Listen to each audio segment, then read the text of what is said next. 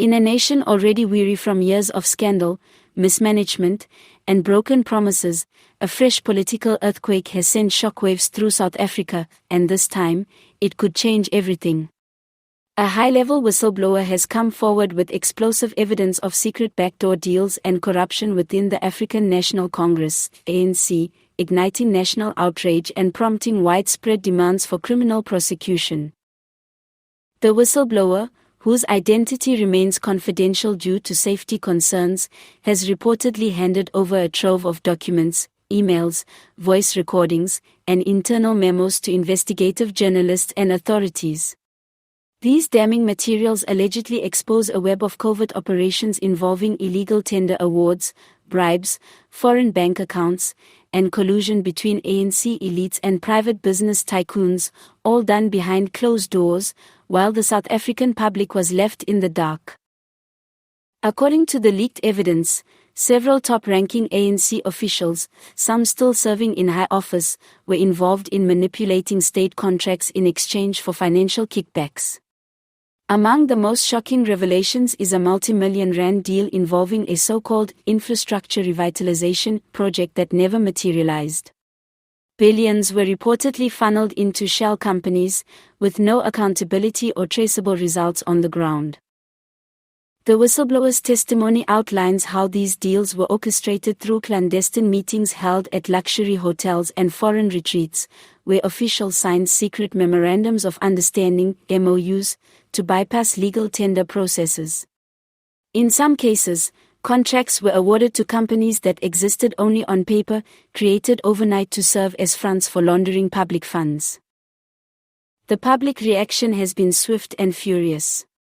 As soon as the details hit the airwaves and social media, hashtags like #ANC and #criminal charges now began trending.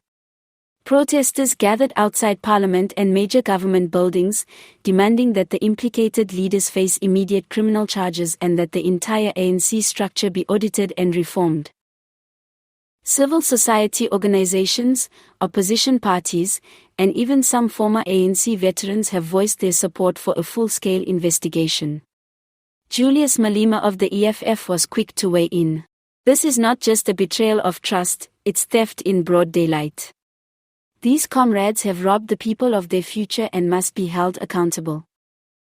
Even within the ANC itself, cracks are beginning to show. Sources close to Luthuli House suggest growing tensions among party members, with some calling for an emergency internal inquiry and others pointing fingers to protect their own political survival. Michael Malula, the party's Secretary-General, was cornered by journalists at a press briefing but deflected questions, saying only that the ANC takes these allegations very seriously and will look into them. But for many South Africans, these words are too little, too late. Years of unanswered scandals, from state capture to the digital vibes debacle, have built a foundation of public mistrust. People are no longer satisfied with commissions and empty reports. They want arrests. They want justice. Legal experts have weighed in, saying the evidence could lead to serious charges under the Prevention and Combating of Corrupt Activities Act. Advocate Thuli Madonsela, former public protector, tweeted, "If this evidence holds up, we're looking at a systemic failure of governance, and the legal consequences must be swift and uncompromising." As calls grow for President Cyril Ramaphosa to address the nation and take firm action, his silence is becoming deafening. Critics argue that his promised new dawn is now in ruins, eclipsed by a culture of secrecy and elite protectionism. The road ahead is uncertain. Will South Africa finally see high-profile prosecutions?